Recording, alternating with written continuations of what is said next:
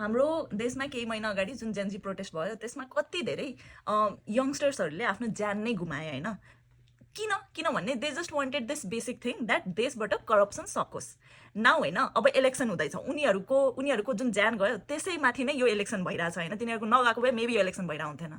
So यो इलेक्सनमा जसलाई हामीले भोट दिन्छौँ, can we maybe make sure that at least जसलाई हामीले भोट दिइरहेछौँ हाम्रो क्षेत्रबाट जो उठिरहेछन् होइन नेताहरू, तिनीहरू इफ फर्स्ट टाइम उठेका होइनन्, जो पहिला अलरेडी एमपी थिए और पहिला अलरेडी पावरमा थिए भने can we just take some time to assess कि त्यो मान्छेको क्यारेक्टर के थियो होइन, उसले अहिलेसम्म के गरेको छ।